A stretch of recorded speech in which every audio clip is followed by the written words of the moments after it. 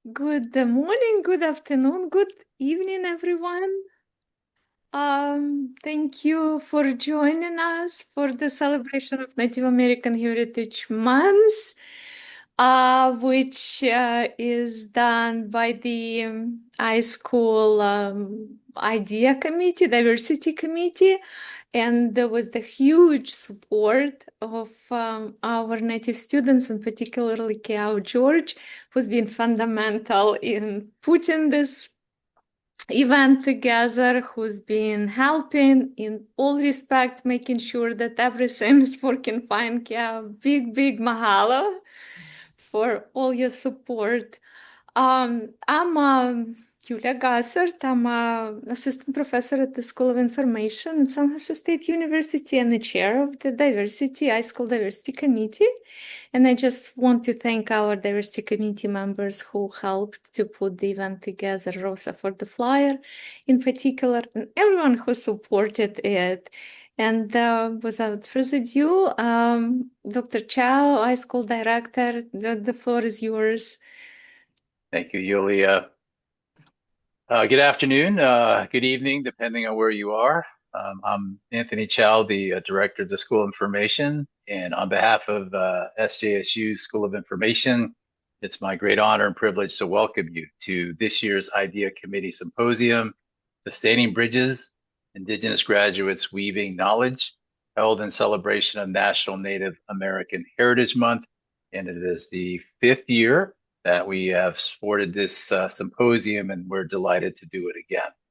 Today's symposium is both a celebration and a reflection, a time to honor our bridging knowledge students and graduates whose journeys have truly embodied the spirit of resilience, leadership, and community.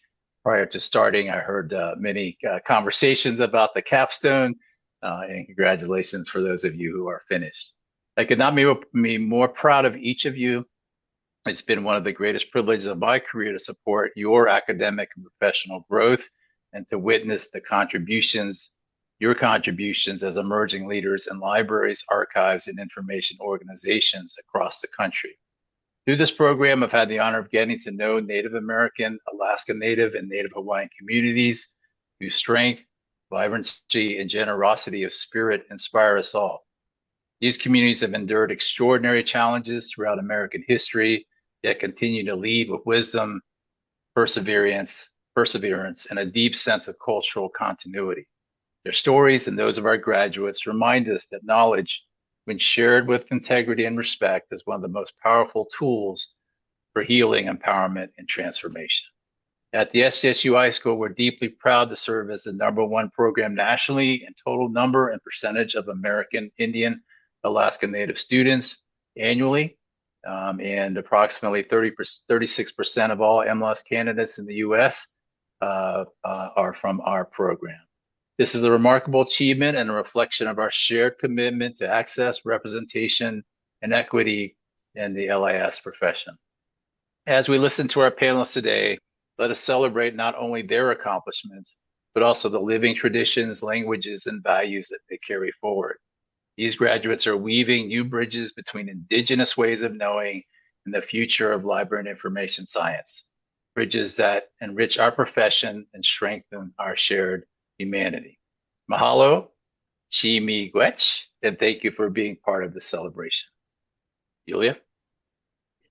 Thank you, Anthony. It's wonderful to see everyone who joined. I'm just personally delighted to just see you after all this time and see everyone coming back and just welcome you once again. For those of you who joined a little later, back to iSchool. Jonna, please say, Jonna is a co-director of the Bridging Knowledge programs, and please tell us a little bit more about the program. Guatsi Hopa. Hello, everyone. My name is Jonna Payden. I am from Acoma Pueblo in central New Mexico.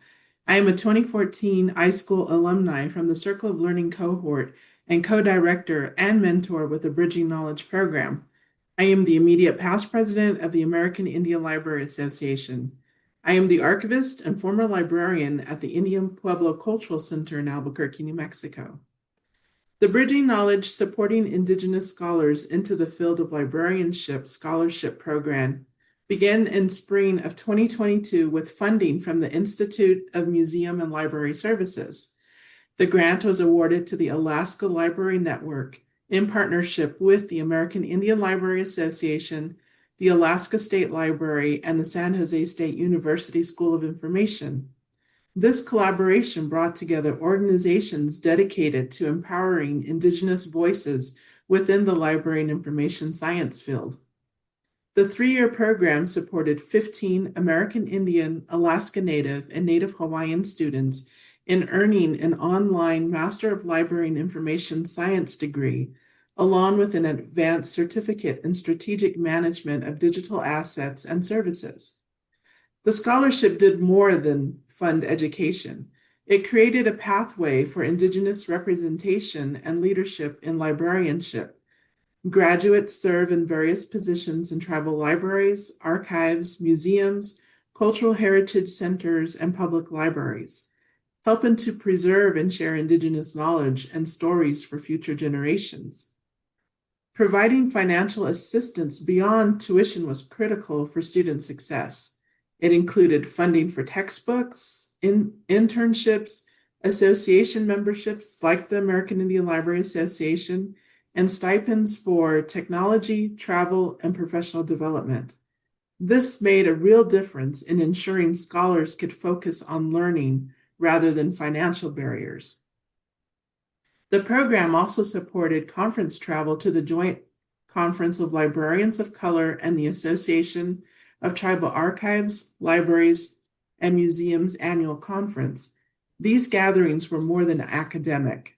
ATOLM especially provides culturally relevant training opportunities and a space of belonging and collaboration, connecting Indigenous professionals with institutions like the Smithsonian and Library of Congress, and encouraging partnerships between tribal and non-tribal organizations. The program culminated in a workshop and graduation celebration at SJSU, honoring the scholars' achievements. A key component of Bridging Knowledge was mentorship. Scholars received peer-to-peer support and guidance from Indigenous information professionals, including alumni of the earlier Circle of Learning cohort. Mentors offered practical advice on balancing personal life and career, navigating academic challenges, and building confidence as future leaders. Quarterly webinars and supplemental curriculum delivered through the Sustainable Heritage Network taught culturally appropriate digital curation and data management skills. Bridging Knowledge scholars represent tribal nations across the United States and Hawaii. They carry forward not just degrees, but a shared mission to safeguard and celebrate Indigenous heritage through LIS work. Having Indigenous mentors and alumni involved in the program created a powerful cycle of knowledge sharing and community within the SJSU iSchool. Though the program has concluded, its impact continues through every graduate now serving their communities. I am proud of every scholar in the Bridging Knowledge program. They do amazing work, and I'm excited to see how they continue to shape the future of librarianship. Thank you. Thank you, Jonna. That was wonderful. Thank you. Well, and now our celebration begins. We will have short presentations from our wonderful Bridging Knowledge scholars, and we'll conclude our event with the Q&A, and we'll use the Q&A component of the Zoom to do the questions. So without further ado, Kara Price is going to open our program. SJSU Karen Price your Chief Kiddos is the Muskogee Content Management Specialist Jaois. Hello everyone, my name is Karen Price. I also go by Kara. I am Muskogee and I'm also Black, so Black Native Afro-Indigenous. I graduated this past May with my MLIS, and I am currently employed at the University of Kansas Medical Center as a content management specialist. Since I left SJSU, I've been involved in a few projects, one of them being my own that I started earlier this year. It is called Inagi, and Inagi means relative in Muskogee, and it is a project that I am working on in collaboration with my good friend Tatiana Cosper, who's also Muskogee, to preserve the contemporary collective history and memory of freedmen, Afro-Indigenous, and Indigenous communities of the five tribes. So our goal is to design a digital-first archive. We want to create a community library, and we want to also develop an audiovisual studio so we can ensure that community members can come in and share their stories, preserve ephemera, and make sure that their stories are not only accessible and organized, but preserved with integrity and culture in mind. And I've also recently joined the Social Network Archival Context, or SNAC, Indigenous Description Group. SNAC, for those who don't know, it is a free online research and knowledge discovery tool that users can use to find biographical and historical information about persons, families, and organizations that were created or documented in historical resources and their connections to each other. So the Indigenous Description Group was launched back in 2023 to improve accessibility for archival collections for Indigenous tribal communities, mitigate harm that's caused by extractive collecting processes, and engage in reparative description across systems in an interoperable way. So I'm very excited to be working on my own project, but also figuring out ways that I can bridge that to help with making sure that, again, the collections that are about us are cultivated for us and are managed by us. Now, as far as my experience at Bridging Knowledge, I honestly think the best part of it was the participants themselves. Everyone here has a unique story, and I've learned so much from them, and we really found community in each other. And I'm very grateful that I've been able to experience this and go on this journey with them. My mentor as well, Dr. Viagran, she supported me at my highest and lowest moments, and she allowed me to showcase my strengths through two student-led projects. Some of you may have heard of them, Your Voices, that we launched back in 2023, and then SAVI, or Students Amplifying Your Voices, which completed earlier this year. And I was also thankful that I got to gain professional experience with an internship with ATOM as their special projects coordinator, and also getting professional development opportunities that were provided through BK. So I'm happy to be here. Thank you, Kara. Wonderful to see you. as well. If there is any link to the snack thing that you mentioned, please put it in the chat so we can kind of learn a little bit more about it. I do have a link. I will share that here in the chat. Thank you, Kara.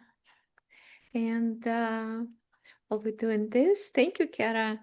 Brandon, you're next. Needs Brandon DYU, Ganhada Gitsalach Dibt Egu, Gitsgan Diwawatsku. Hi everyone, my name is Brandon Castle, and I am from the Ketchikan Indian community in Southeast Alaska, and more specifically, my family is Tsimshian, so from the Skeena River area.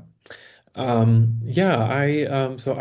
graduated from the BK program in May 2024.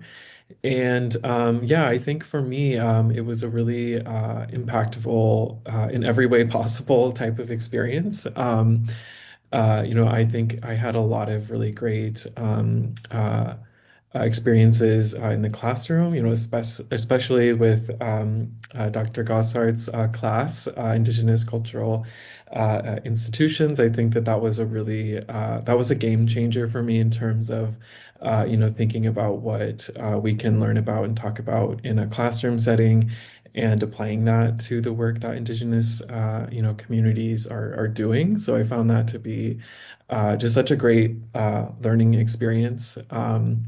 And the general camaraderie and mentorship.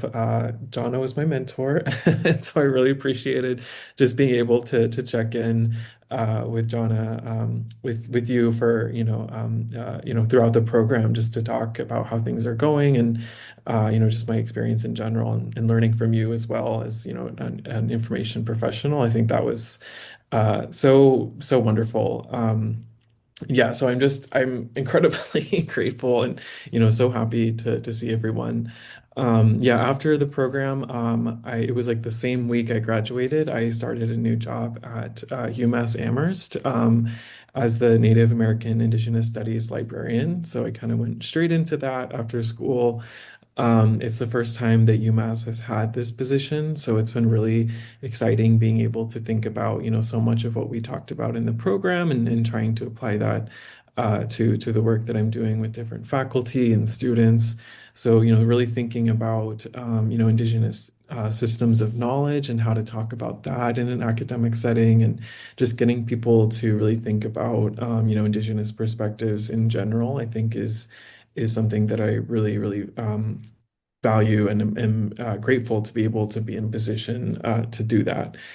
So that's been really exciting in terms of, just the flexibility of a new position, and, being able to, connect with people who are really wanting to learn more about Indigenous perspectives. So I think that for me, in my role as an academic librarian, I think that I really, really try to highlight, a lot of things such as, Indigenous data sovereignty. That's something that I think is really pressing, in the information field is, how do we uplift and respect, Indigenous authority and ownership over their data and build those relationships between, universities and researchers and communities. And I think another part of that is also the return of knowledge. So being able to talk about with people why that's important, that we would be in this position where it's like it's so important to be returning that knowledge to communities, and the value of that connection, reconnection to this information that's been taken away, and then bringing community perspective back to that. So those are things that I really like to talk about. And then, especially in my own connection to my community, I got a research fellowship through the American Philosophical Society, which I really highly recommend to, people, researchers, community members. They're really, really open to, many different things. You don't have to be in the academy, or you don't have to be a researcher in that sense. If you want to connect to your knowledge, they have really great resources that I could also link below. But through this research fellowship, I'm looking at different collection sites of Tsimshian cultural heritage collections, and trying to document just where all those are, and map those out. And then trying to think about that in an accessible way. So I've been thinking about zines, like comics, as a way to be able to share this knowledge, but really just trying to build awareness of where our collections are exactly, and what's within them. So things like language and different cultural sites. So those are just some of the things that I've been doing, and I feel like this program really gave me the foundation to be able to do all this and feel so excited and motivated about it. So yeah, thank you.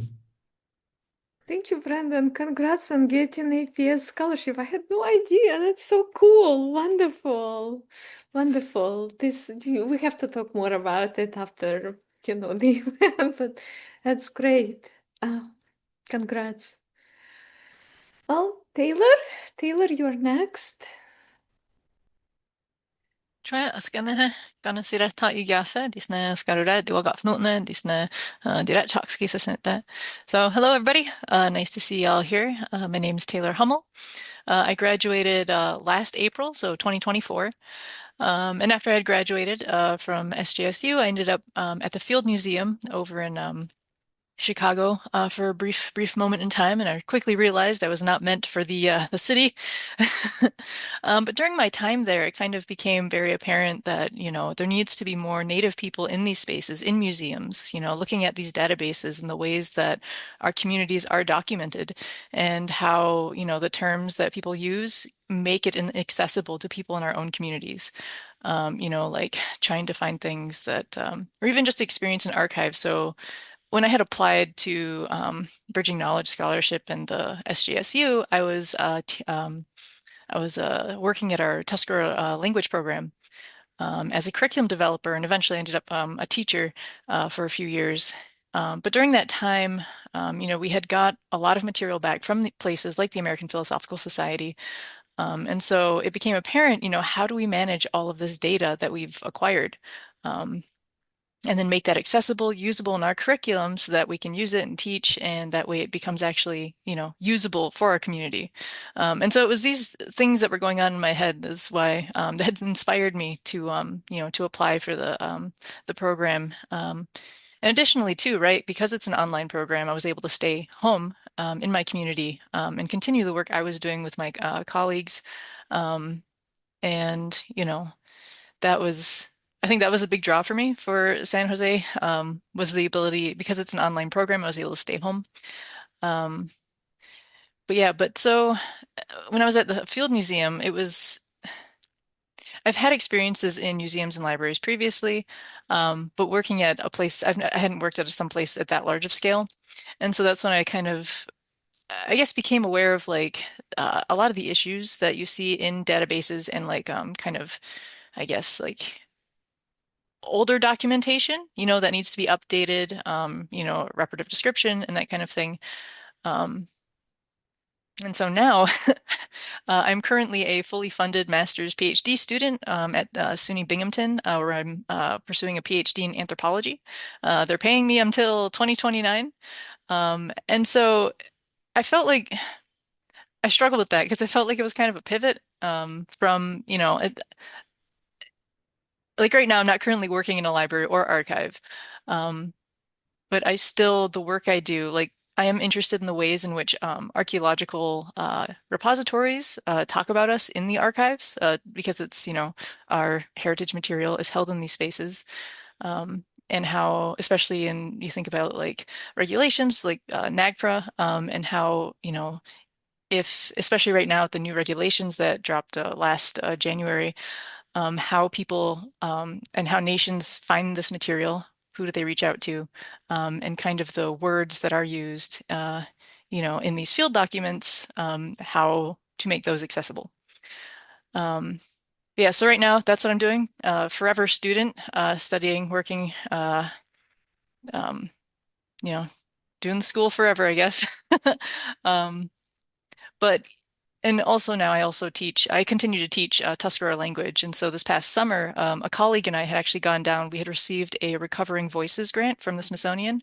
So we were actually able to go down to the Smithsonian and to their archives this summer. And we, we got a lot of material back. And so it's really cool. We were there, we got a nice camera, and we just, it was hard not to get lost in the sauce, and you want to read every index card written from the 1800s, but, when you're in there, we had a week to go. And so we kind of just got what we could. I think we ended up with over 4,000 scanned images that we are still working through. And so he and I have been meeting kind of inconsistently, but we're plugging away to go over things like so long-term goal is for us to recreate a Tuscarora dictionary, because currently the one that we have there's like typos, some mistakes, some things that we're learning as we go about our revitalization work, and that, there just needs to be an updated dictionary. And so part of this, the work we had done, is going to go into that. But how do we make sure that the material we acquired stays available to us, is sustainable, is findable for people with this purpose in mind, right? So our language is polysynthetic, so it's made up of different word parts. How do we want to search for, you can't just alphabetize A, B, C, D. Like that's not going to work if you're organizing it that way. And so these are the questions that, pursuing an MLIS, it is a Master's of Library and Information Science, right? So it helps us understand how people search for these things, the questions to ask the people we're working with. How would you go about finding this? What works for you? Thinking about those kinds of things. And so even though I'm doing a lot right now, but it's all related, it's all related to, the field of information and making things accessible and usable for our communities. Yeah. Thank you. Well, thank you, Taylor. Hopefully your PhD pass is going to help you to do this very interesting but super difficult and there is so much to do. And if there is not a lot of people and a lot of helping hands, just keep in touch. Perhaps we'll find some resources to help not only you, but all of you. Just please, please, please keep in touch and just share this, because we might know somebody, we may connect you with somebody, and we can make it happen, maybe. So, but congratulations, wonderful, wonderful achievement. Melia, you're next. Belina mai me ke aloha. Ua no o Melia Kalawe ano pala au moloka I mai au. Aloha nui everyone. My name is Melia Kalawe and I am born and raised here on the island of Molokai. Molokai is situated between Maui and Oahu, if you folks are not familiar with Hawaii. I am here representing Ka'ipumakani Cultural Heritage Center, taking lead in the Moae Molokai Digital Repository, where we were able to digitize Molokai collections and make them available online. We're currently in the process of developing policies and workflows and an overall system to have a physical archive here on Molokai, and it would be our first ever archive established here on the island. Since graduating, I have taken on the kuleana, or the responsibility, but also privilege of being the archivist for the repository. And I forgot to mention, I graduated from San Jose in fall of last year. For some reason, it feels like it was long ago. So much has happened with work since then with our repository. And so super, super grateful. I want to say mahalo nui. Thank you to the Bridging Knowledge program for giving me the opportunity to achieve not only a degree, but to get one step closer to achieving a larger goal, to expand the profession of information services here on Molokai. It is exciting to build a foundation of having Kanaka, having natives become stewards of our information collection, objects, artifacts, and so forth. And I especially want to mahalo the leadership of Bridging Knowledge, as well as my mentor who has helped me through the program.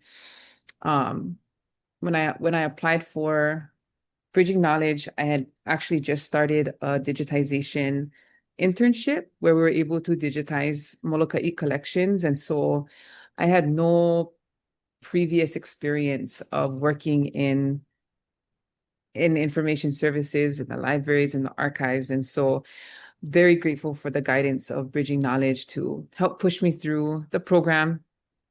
At times it felt very isolating, very lonely. But on the other side of that, very grateful that I was able to achieve a degree from home.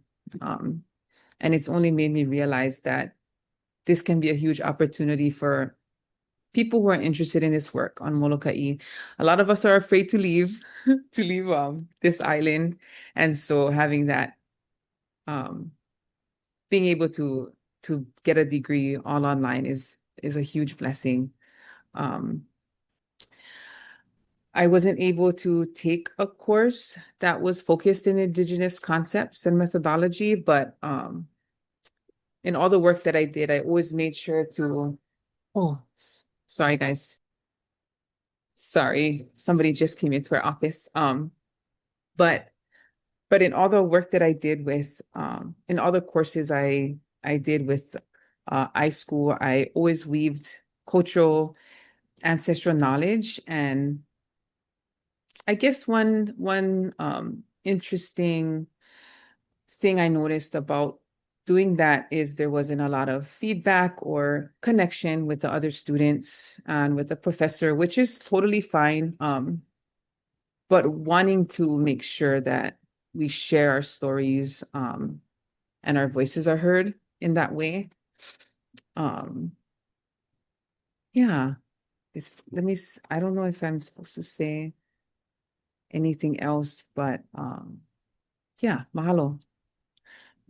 Mahalo, Melia. I agree. The only class that our school is able to offer at the moment is the Indigenous librarianship class, but we have big hopes, and we are not stopping here and just looking at how far you all progressed for a very short period of time, graduating and doing all this incredible work, if we create a community that could help build the program more, perhaps at some point you're going to be teaching and you will be leading the first Indigenous librarianship program, perhaps in the US, because I don't know any institution that offers as a major or and this is something that I would love to personally do, and I would love to see you sharing the knowledge not only with folks in your community or in your institutions, but with hundreds and hundreds and hundreds of students who come and who have open heart and a lot of interest on how they could help, and they don't know really where to start, how to start. And we need this very, very much, not only in our school, but we need it across the nation. And perhaps learning will continue, and then there would be the time when it's time for you guys to share. But this is something that I'm personally incredibly passionate about, and I hope we stay in touch also for that reason. If you are interested, Keau and I are building our little army to do that. Mahalo. And Keau, you're next. Okay, aloha everyone. My name is Keau George, and I am Kanaka Maoli from Oahu, Hawaii. And I haven't had much time outside of the program because I just finalized my e-portfolio on Tuesday. So, but I have still been a very busy bee throughout the whole program. I currently work for the Hula Preservation Society as the Collections and Resource Manager. And we are a Native nonprofit dedicated to the preservation and sharing of knowledge from hula elders, hula being Hawaiian dance. I am currently working on 3 large projects. The first being the creation of an Indigenous controlled vocabulary with Hula Preservation Society for our oral history video library, or video oral history library. I'm also working on a project with the American Folklife Center on the Helen Roberts collection of audio recordings, which I believe to be the earliest known recordings of Hawaiian chant ever made, 1923, 1924. I just finished, right before the government shut down, re-digitizing the wax cylinders with them through the Culpeper, the Library of Congress's Audiovisual Center in Culpeper. So I'm really happy that we were able to do that before everything shut down. But in the meantime, we're working with a lot of cross-referencing and trying to line up what is what and who is who, because the researcher, Mrs. Roberts, did identify people and islands and places. And I'm also working with Yale's Beinecke Library, where a lot of the papers from Miss Roberts' research ended up at, because she was a professor there. So there's that project. And one of the last big project I'm working on is working as a member of this group, this working group for the Hawaiian Knowledge Organization System project, Koho'iwai, with the University of Hawaii. And this is basically designing a way to better describe bibliographic materials of Hawaiian association in the library system, the university's library system. And so it's a very huge, very entailed project. We're only in the second phase of the project. It's going to be probably a very, like, a lifetime commitment, but that's okay. I'm excited. And let's see, if you're interested in that project, you can check it out here. It's really neat. I'm really having a great time. You know, the program at SJSU I was challenged in ways that I never expected, both positively and negatively. I discovered that I could, you know, stretch my mind in directions I had never explored before. And it opened up a lot of opportunities and connections, and I was able to strengthen my critical thinking and creativity. I developed an ethic in finding solutions. There's always a solution. And I deepened my commitment, to a lifetime of learning. But at the same time, and this is kind of along the same lines as Melia talked about, I often struggled to connect with my classmates, feeling at times as foreign to them as they were to me. My peers sometimes, they seemed unsure of how to respond or engage with my perspectives. And that's because I pretty much did everything from this Hawaiian worldview, right? But I came to realize that disconnection wasn't because of resistance or lack of interest. It was instead because of unfamiliarity. So, limited exposure to diverse histories and ways of thinking. So I often felt isolated during the program. I was, however, really stoked, and you can ask any of them. I was super happy when a BK member would be in the course with me, because I always would seek them out and be like, okay, I'm working with you. And it was, I really found those experiences really exciting, really refreshing, reflective. And I was just really happy that I could work with them. I was really impacted by Ulia's course, just like Brandon. And I also found the cultural competencies course really insightful and life-changing. So one of my recommendations to the program would be, considering making the cultural competency course a foundational required course of the program, ensuring that the Indigenous libraries and cultural institutions course can continue, and maybe exploring ways to have courses that foster more understanding about diversity and other ways of thinking, such as international librarianship courses, community-based archive course, cultural ontologies and knowledge organization in LIS, and even epistemic diversity in LIS. So those are some of my thoughts about the program.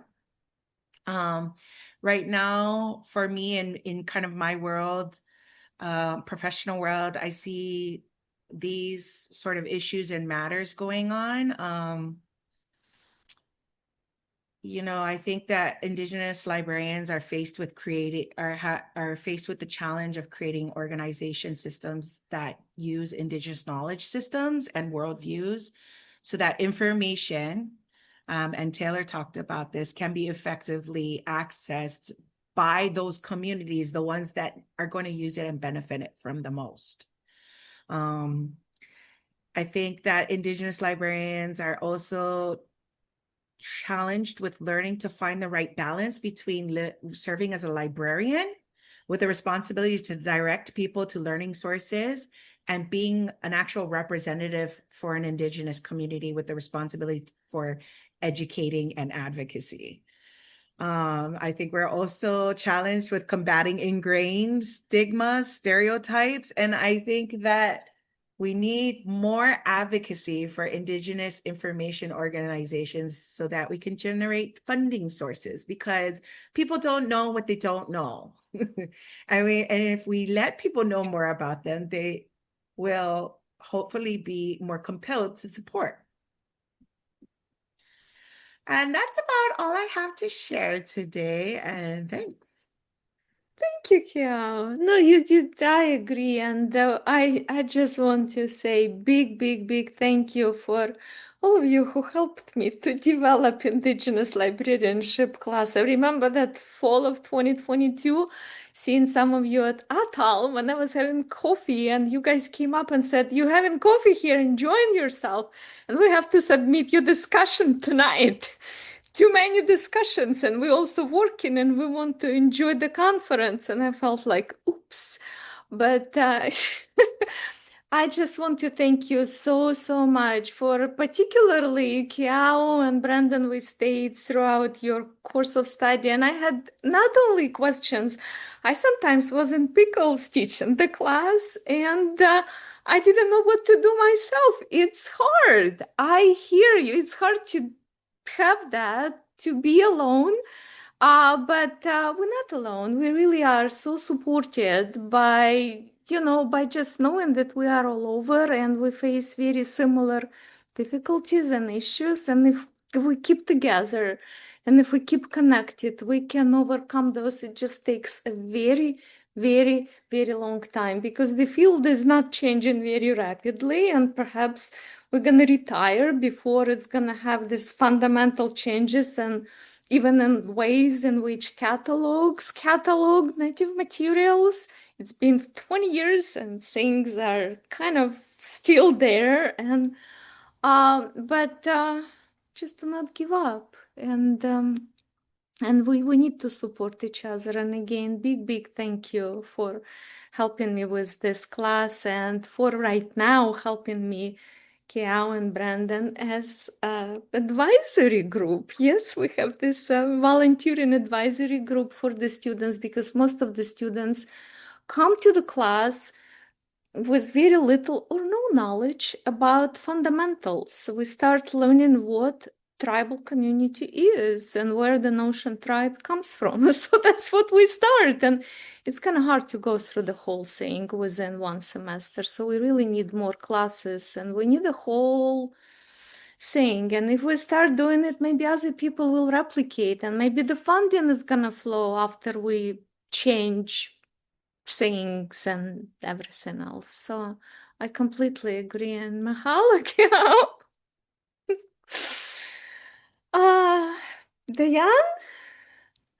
Diana, you're next. Thank you so much. I'm really excited to be here amongst the Bridging Knowledge scholars and our colleagues and professors. And so I'm just really honored to be here, just first off. And thank you to everybody who helped coordinate this symposium for our Heritage Month. It's really important to have these discussions for the iSchool and for the students. So Manehu Inaniana Diana Terrazas. My name is Diana Terrazas. I'm a citizen of the Bishop Paiute tribe here in California, and I'm coming to you from my traditional homelands. Paihunadu, it's a land of the flowing water. For those that don't know where I am from, we're located in the eastern Sierra part of California, so kind of near the border of California and Nevada. Kind of 1 hour south of Mammoth, if folks know where that is. And we're one of the 7 affiliated tribes of what is now considered Yosemite National Park. And so for me, I currently sit on our Cultural Advisory Committee and really hold that responsibility to heart. In our homelands, we do have a cultural center. It's called the Owens Valley Paiute Shoshone Cultural Center. So if anybody is in the area, please stop by and visit. It's a wonderful space that has exhibitions and public programming as well. We recently started our docent programs there as well. So I began I began San José State in the spring of 2021. So I was already at San José State a little bit before Bridging Knowledge came. And I just want to say thank you so much to everybody involved with the program, because that really helped me get through the program. I could not have continued or sustained it that long to graduate. I did graduate in May of 2024. And I did obtain my MLIS and then the digital asset certificate as well, along with many of our scholars here. I think I look back at my general experience in the program, and I think what really provided assistance in bridging our knowledge between traditional ways of knowing and what we were learning in the iSchool was also the webinars. The webinars helped. Attending the Indigenous librarianship course with taught by you, Professor Gosart, as well as the mentorship, would really help with kind of bridging that real life, tangible experience. And so I had Gina as my mentor. And so we found those mentorship discussions really empowering and helpful, especially to get through the program. Also attending the ATOM conference, which is the Association on Tribal Archives, Libraries, and Museums. And so using that as an opportunity to connect in person, which was very important in building those relationships, and also seeing our mentors in person and visiting with other professionals in the field. I think that was just really key, is those conferences as well, to build that repertoire. I did take advantage of an internship while I was at San José State. And so I did intern at the history room. It's like a small history room in the Placentia Library District. It's here it's near Orange County, California. And so I did participate in an internship, which was very valuable from my experience, because my experience before was primarily in museum settings. And so it's a little bit different going into like a public library setting opposed to museums.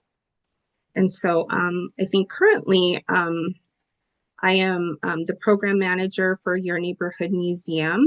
And so although I'm not like in the library and archive field, I am in a cultural heritage preservation role. And so it is a nonprofit cultural preservation nonprofit. And so I manage what is called the Caring About and Repatriating Everything workshop. And it's we started the organization in 2022. And so I've been project managing that workshop for about 4 years now. And we're just going for another round of grants again pretty soon to support that. But essentially the workshop is, it's a cohort style workshop, and it's to support tribal nations planning to reclaim their ancestors and cultural items under NAGPRA. And so we have a 3-day workshop every year, and it goes over, we discuss like the navigation of the repatriation process. So what are some of the barriers? And we work with legal scholars and community members, and hopefully trying to find some solution to what those barriers are and connecting them with other institutions as well. We do offer through that workshop also like a collections care management course as well. So an opportunity to bridge our Indigenous knowledge with conservation and collections care methodologies. And so finding out what the best solutions are for those particular communities. Also partnering with other organizations as well, but truly building capacity with our tribal nations as well in the quest for the repatriation and belongings to go back home is really the key. And then also that opportunity to work with the tribal nations throughout the country as well is very important, and has brought a lot of importance and joy to my life. And I do bring in a lot of the resources that I've learned through bridging knowledge, as well as a lot of the different templates and things that I've learned from other organizations to that workshop as well. And so I've been with the organization for about 4 years.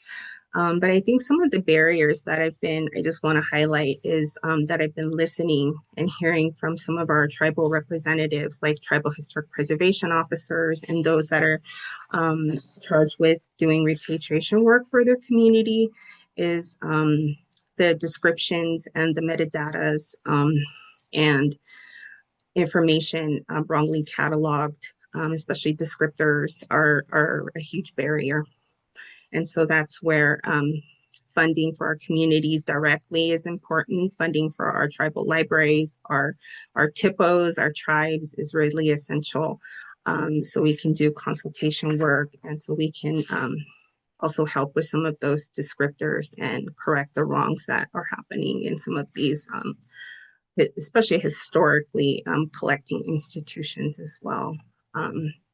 But going back to my time with San Jose State, I'm just really grateful to the cohort and also the planning committee and those that are involved with making this happen for us. Thank you. Thank you, Diana.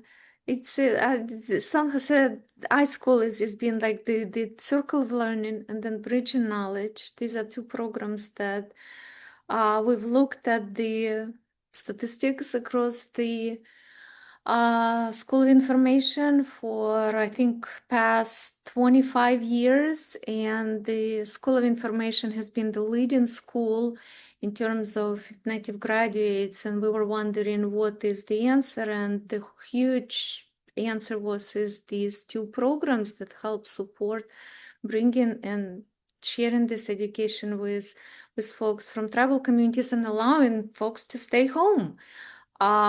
Because it's a full online program, and I don't know when and how we would make it happen, but I hope that another program like this will happen during my teaching time. So we bring more students and we extend education. It's so super important, and this is like one of the reasons how our program becomes and the library degree becomes accessible to and unfortunately that situation hasn't changed in the past 30 years, unfortunately. And so fingers crossed, and Dr. Chow was really very supportive of it, and hopefully he stays and continues to advocate and will have funding to bring another cohort soon. That's my hopes are, but thank you, Diana. Thank you. And Marcus, you are concluding our conversations. Please, floor is yours. Aloha mai no kako. Hi everyone, I'm Marcus Ortiz. I am originally from the LA area, but my family on my mother's side hails from the island of Maui. But I'm coming to you from just outside the DC metro area. So just geographically, that's me. But a little bit about my background and my experience with the program. So like Diana, I also started prior to my acceptance into the Bridging Knowledge program. So I started also in like spring of 2021.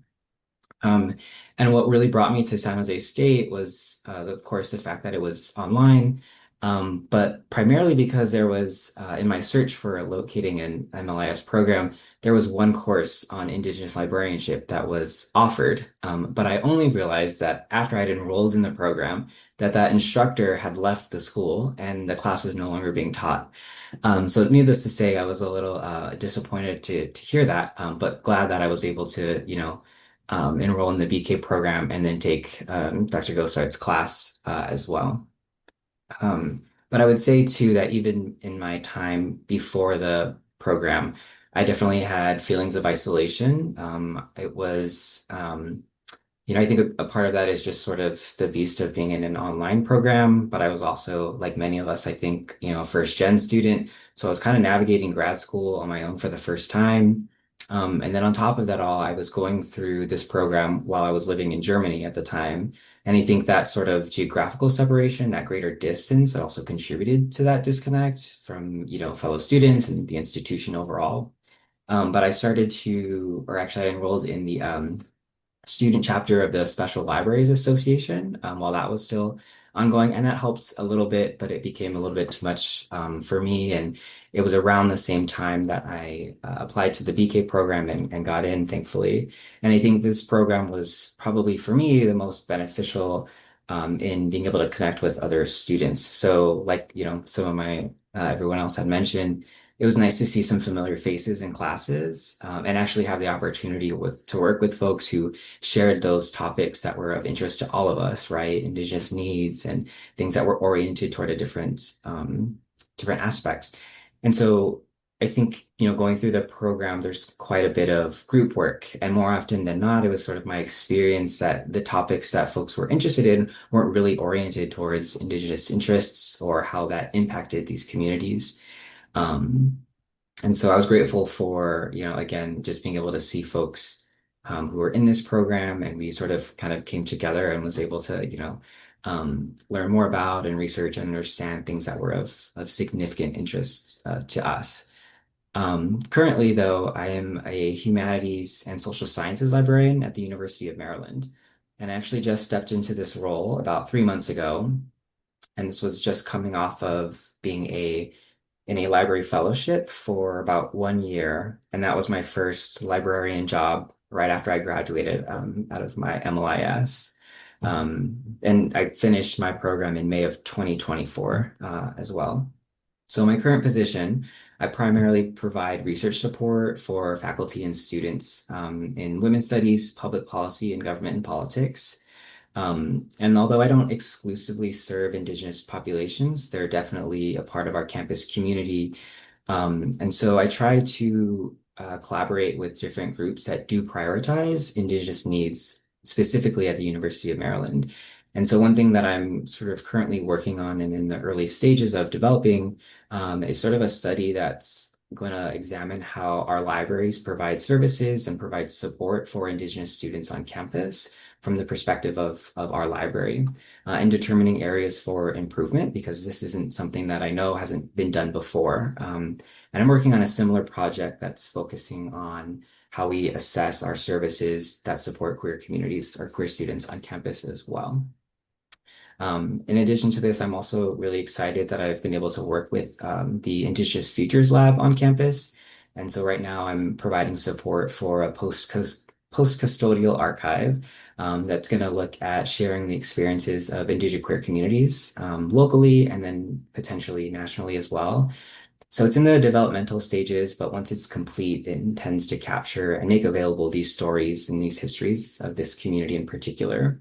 And I'll mention to you, when I first joined this initiative, I actually reached out to the BK group for assistance on identifying hardware recommendations for the project. And so Keau and Brandon kindly shared some resources that we've been able to, implement and consider as we're moving along in this process. So I'm super grateful for the network that I've been able to build and continue to call upon, even though we've sort of left that program. And then just some things that I'm also thinking about, some things I've been reflecting on, or two things in particular. And really that's sort of understanding how libraries provide support for the needs of Indigenous students, because we know, and we have sort of mentioned this before, but because courses in addressing Indigenous topics are kind of scarce in our profession, what I'm concerned and interested in is understanding like what this looks like for my institution specifically. And so, I think until we know from these communities what they're facing or what they're struggling with, right, we're kind of making educated guesses to determine if, our services are in fact being helpful or they're responsive for this particular group. And then this sort of also, again, kind of continues a line of equity work that my libraries have been working on. So that assessment that I just mentioned with queer students on campus. So I think that's really sort of at the fore of my mind at the moment. And then I'd say the second thing too that I'm thinking about is just, again, sort of the lack of Indigenous curriculum in library programs nationally, like across the board, right? And I think about this because if we don't have this curriculum to support future professionals, how can they, come in and be, as well equipped as they can to work specifically with these populations? I think that some of the, other courses like the cultural competency class that Keau mentioned earlier are all super beneficial, right? But those are at a certain point, they're electives. They're not part of that core competency that we're all, required to undergo. And I think that's something that can be really beneficial when we start to think about how we can support Indigenous communities, but also just communities at large as well. So I'll stop there. Thank you. Thank you, Marcus. These are important suggestions, wonderful suggestions, and I cannot agree more on the cultural competency becoming one of the core classes, so people are already prepared and aware of what it is like and supportive. supportive of, you folks working out there. And I don't know, I had a brain fart. I forgot Alyssa. Please, please share. I don't know what was happening. I'm just too excited to see all of you. Understandable. There are a lot of people here. I'm Alyssa Hanna. My cultural background is both Seminole and Cherokee, one through my mom, one through my dad. And a lot of that is like kind of like nasty history because there's a lot of like incidences of like racism impacting upon that. But either way, I'm not like I was very new to the BK program. I only joined in like 2023. And so I didn't get to be a part of it as much as some of the rest of you. And so don't have like a lot of experience for it, but of the experience I did have, it was nice to kind of finally have community, if that makes sense, because I spent a lot of time in my life not having community because my family was heavily involved in the like Southern California powwow circuit when I was a kid, and like my mom and dad were like head man, head woman of a powwow once. But like after a certain point it became less sustainable, so I kind of became disconnected and was like the only Indigenous kid growing up.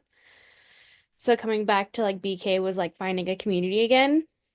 Uh and kind of having that support was impactful upon my graduate work because I was able to feel like I had support in talking about Indigenous issues versus just ranting to my friends on the side about all of the different things that were bothering me.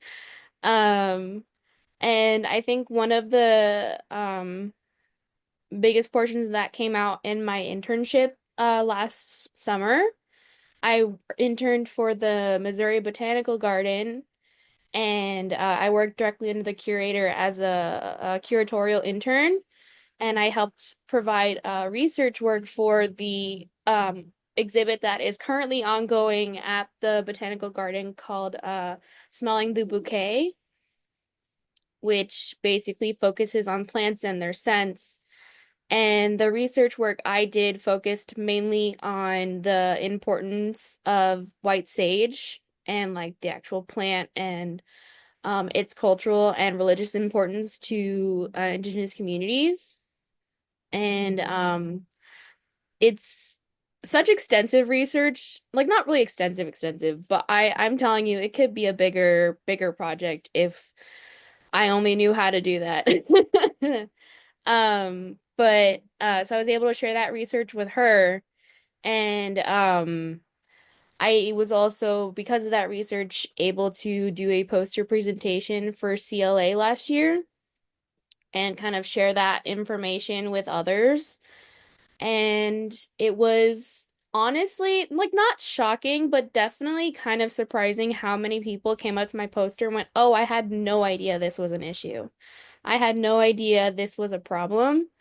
And I think that's kind of one of my biggest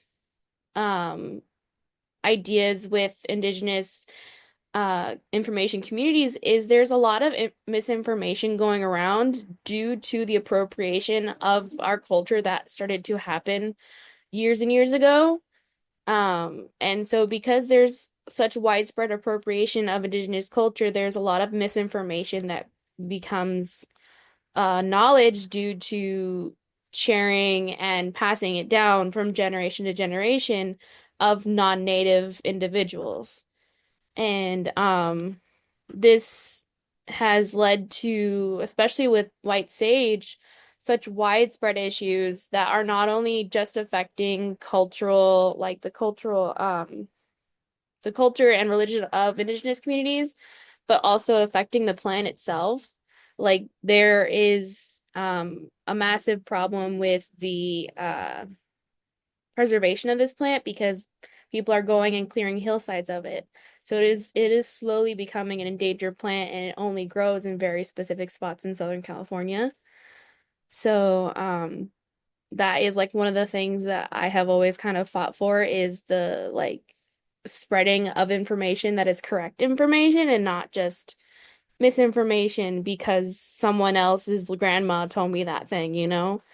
Um, um, and my current work, I'm not really doing much because I graduated last fall. And I've slowly been looking for work, but it's one of those things where it's kind of a rough business for everybody right now. So I'm currently still trying to find a job in the field, but we'll hope one day, maybe. Um, but I think that's, all I have to share for now, if we have other things to do.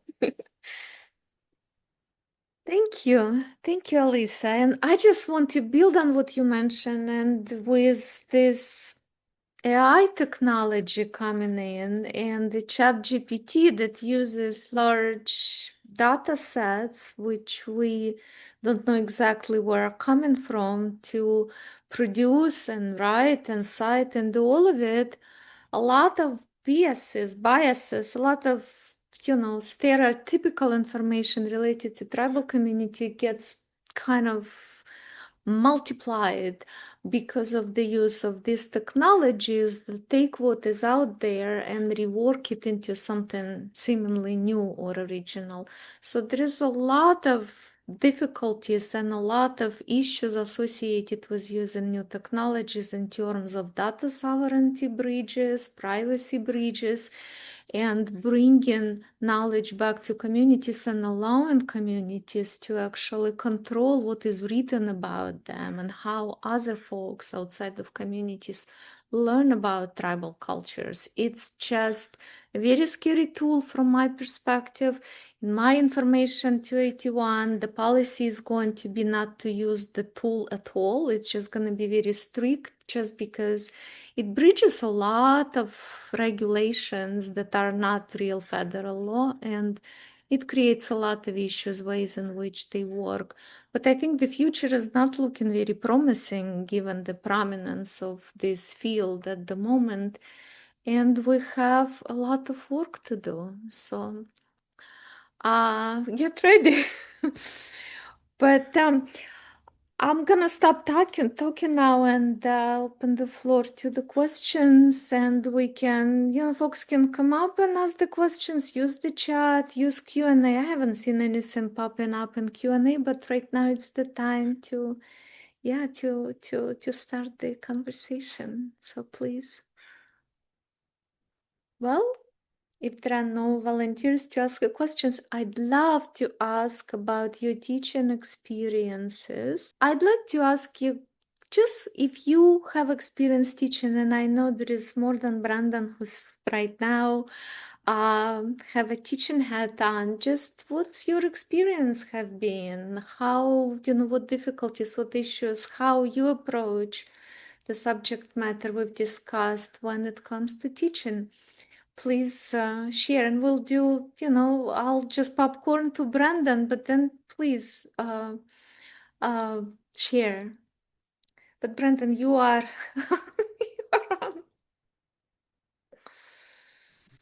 Yeah, I think that's a really great question because, I think it's been interesting, right, to like transition from the student, having that reflection and then going on to teach it to other students. So I think that process alone has been really insightful, just like, how much work goes into curating information and trying to find the best way to say something, or how much to just kind of allow for students to explore and figure things out for themselves, but giving them a strong foundation and things. So yeah, I think for me, like the class that I am currently teaching focuses a lot on Indigenous. It's all about Indigenous perspective. So I've just been really trying to be intentional about just how much information I'm giving them, but really, really trying to hone in each class about the importance of respecting and listening to Indigenous voices, or maybe how a lot of us you know, in the iSchool and other places, you know, you kind of get introduced to these big topics, but we're not necessarily talking about how this impacts Indigenous communities. So in every, you know, session, I try to include, you know, things that are authored by Indigenous peoples, you know, looking to a lot of the resources in Dr. Gosart's class, and, you know, beyond that, you know, things that all of you have shared, just really trying to be able to introduce that to people, with, you know, the intention of, you know, here's all these different practices in libraries, archives, museums. Here's how this affects, and here's how Indigenous communities experience this. So that's been a focus of mine. Thank you, Brandon. Well, anyone else who's teaching now would like to share? Yeah, I'll go ahead and share a little bit about that. So I think for me, similar to Brennan, it's been interesting to go from being, you know, I guess metaphorically sitting behind the desk to now being sort of in front of the classroom to some degree. I mentioned right after I had graduated, I entered an academic fellowship. And so a part of that fellowship included instruction, and I really was trying to sort of hone my own instruction style, right? And I think it's interesting now that I'm a subject librarian for women's studies and public policy, because I definitely, when I approach both of my instruction for both of these subjects, I definitely I approach them a little bit differently. I think for like my women's studies classes, they tend to be a little bit smaller in size, so I can take a little bit more time to chat with each of my students and ask them, you know, like what it is that they are interested in, and how I can provide support right then and there in that moment, which can be a little difficult for my public policy classes, mostly because they're huge lecture halls. And so that one-on-one interaction with students can be kind of difficult. But one thing that I think sort of runs a thread through all of my courses is thinking about sort of, I know this is like one example, but thinking about like citation justice and considering like where you know, pulling your information from, and considering potential bias, and like evaluating those resources that they're using. And I think that this is of, I don't want to say greater importance, but it is, I think, something that is a little bit closer at the front of folks' minds who are engaged in work that's, you know, really grounded in personal and folks' personal experiences. So women's studies, LGBTQ studies, right? I think that these courses really demand us to be more critical about what information we're taking in and how we're using it. And also thinking about like the implications for the work that we produce and then we push out as well. So just thinking about that. Thank you, Marcus. I also agree with that, Marcus. Before I was a content management specialist, I was a librarian for the duration of the program up until about a year ago. And I worked with community college students. So it wasn't just students fresh out of high school, but people from all walks of life. And when you have people that come from different backgrounds who may not have a lot of experience with doing research and understanding, the most I know about research is typing into Google and looking for information. I wanted to strike a balance between, you know, that conversation that typically happens in librarianship of the academic sources are the correct sources, or those are the only reliable sources, but that's not always the case. You may have people in your communities that have knowledge, or you may have resources that are not found in an academic database that are reputable. And so how do you balance being able to cite information that is, one, credible, but two, may be perceived as being less than because it's not something that's put in a database? And so as I was teaching students and giving them the building blocks of this is what it means to find information, this is how you evaluate sources, but also thinking about this is not the only way to find information. And this is not the only way to interact with credible information. And how are you able to balance those things when you have instructors or certain assignments that say you can only use these sources? It creates, I want to say, this information hierarchy where information from marginalized communities that are not typically found in these databases are seen as less than just because they're not published in a journal. And so, again, how do you navigate that landscape while also making sure that their unique experiences, especially if they're from historically marginalized communities, are being recognized and heard and used in the classroom? Thank you, Kara. Anyone else would like to share?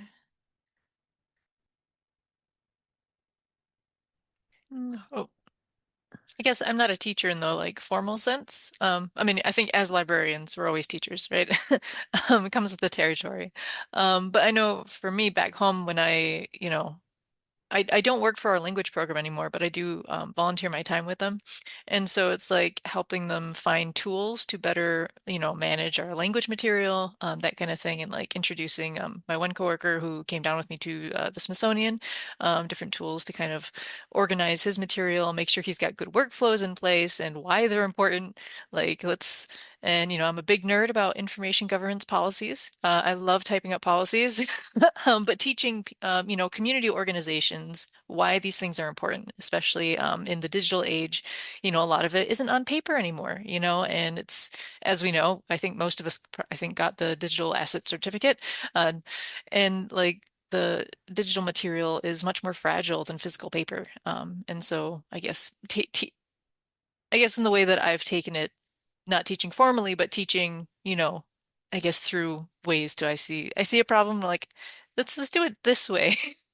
You know what I mean? Ensuring sustainability, right? Thank you. Well, thank you, Taylor. I know our time is kind of almost up or already up, but maybe we can take just a few more minutes. And I'd love to ask, sorry again to dominate, but I don't see any questions popping up in our other channels. But I'd love to hear, and I think it's going to be beneficial if each of you just share what is missing in the program. What would you like to see? Say, ideal scenario. We have all the money in the world. We have instructors who are the best. You are teaching. What would you want to teach? What would you want to bring to the field to make sure that the field is what we would love it to be? So, and I'll just, cow, and then you popcorn too, somebody.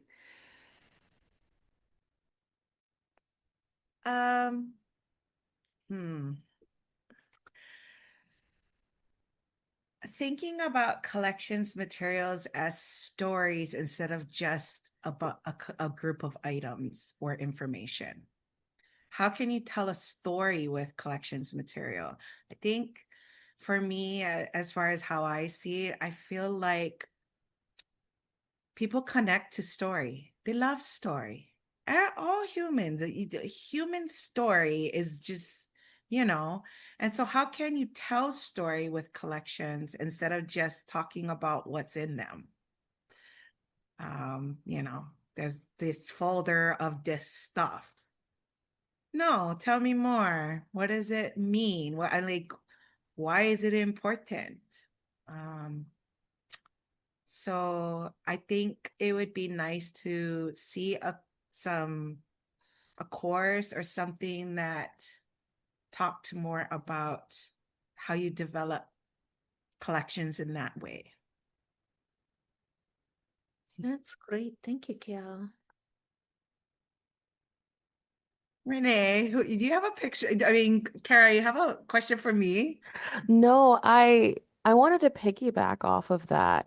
When we talk about stories, I think having, and we've talked about this like as a group, but wider representation of Indigenous people. Because I mean, when we talk about Indigenous people, we're not talking about just North America, right? Like there's so many people around the world that are Indigenous. And even through ATOM, when we were working on the Going Home Fund, we were working with collections that weren't just based in North America, they were also based in other countries.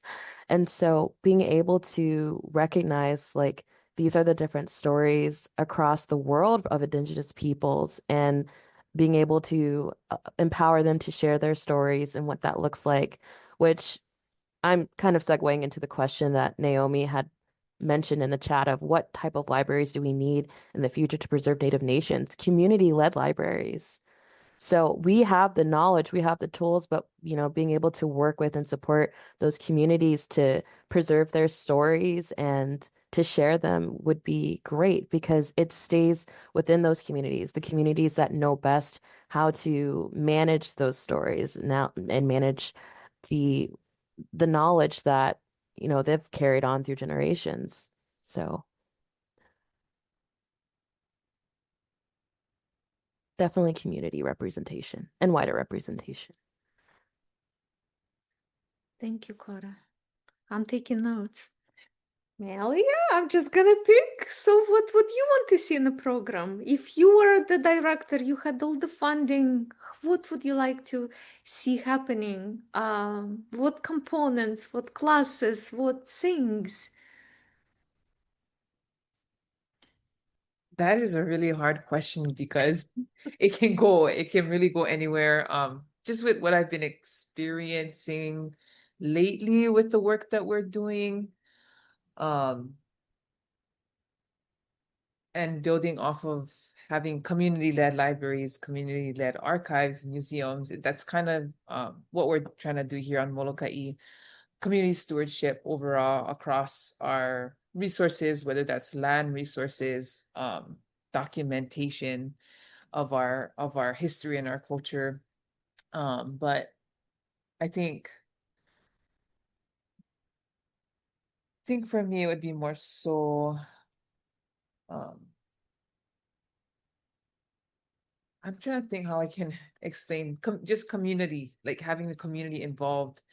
I think sometimes we get so like we're living in two different worlds almost of schooling, formality of things versus like what we do that's part of our lifestyle, part of our traditions and our heritage. It's like how do we like blend those together?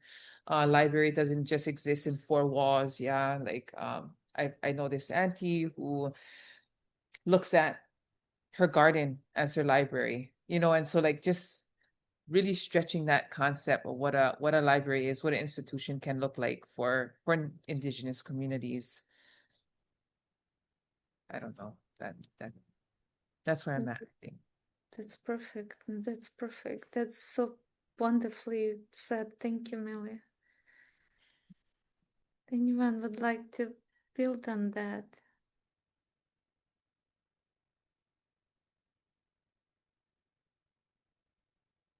Brandon, just back to you. I'm thinking about our living knowledge discussions when you were in school. And I think it's very much connected to what Melia noticed. But how can we do it within academic settings? You are teaching now, you are a colleague. What would be your way of doing it?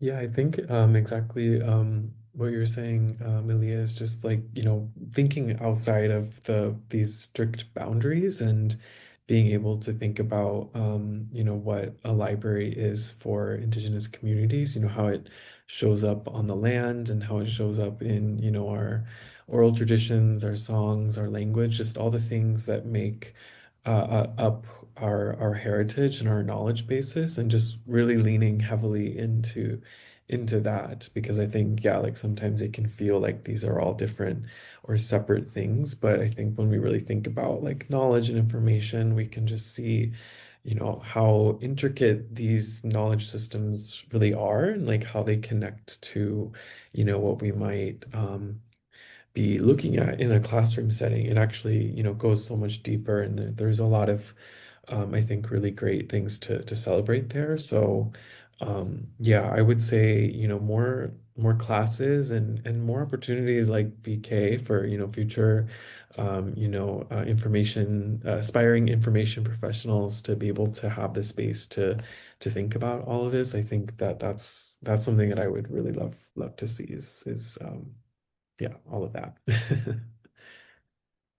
Thank you, Brandon. And maybe doing what Alyssa was doing, bringing the white sage in the classroom and telling the story by taking care of a plant and just making the plant thrive, maybe on very little land next to the school, with the school taking care of it and learning about the life of a plant as the lives we learn about life of a human. It's living being.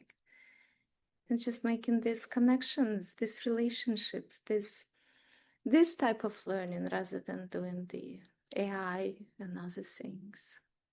I was also gonna ask Taylor, because of the language, and what would be a way of bringing different languages and working through this descriptive. And I would love very much to hear from Diana, who works with the NAGPRA, how can we integrate that component into library curriculum, because it's also so super important. What would be your ways of advising us, me advising, but advising also folks who are in the audience, of how can we bring these components into the library curriculum, so it's, you know, it's something we add. What do you think? I think I agree with what many of our cohort, the colleagues here have said about the community-led archives and libraries. That's the future right there.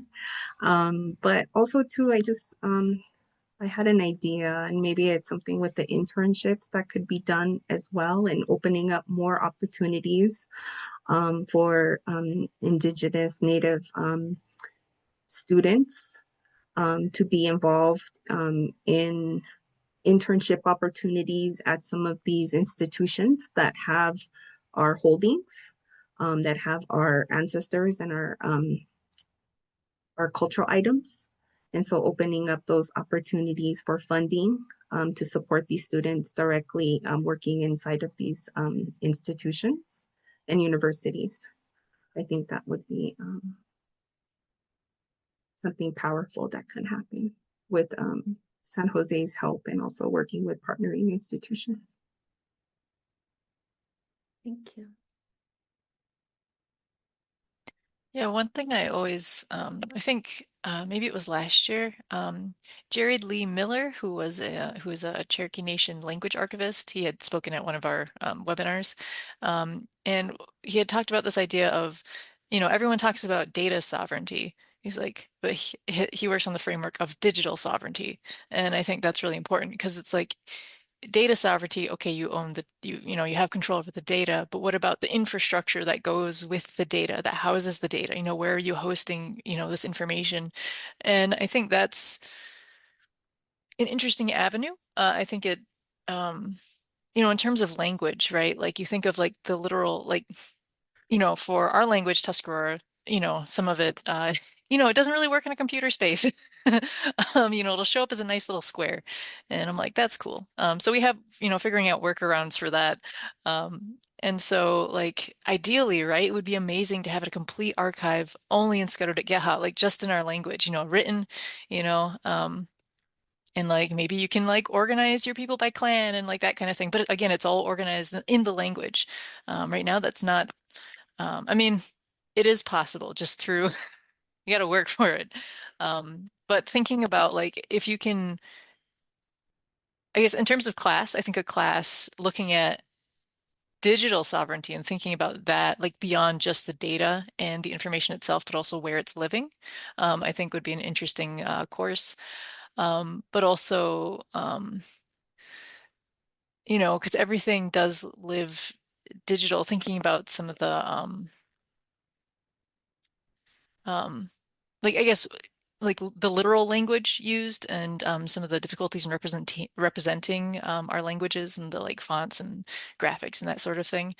I think those are interesting, issues. They are very important too. Very. Thank you. Marcus, do you have anything to add? You teaching too. Big classrooms.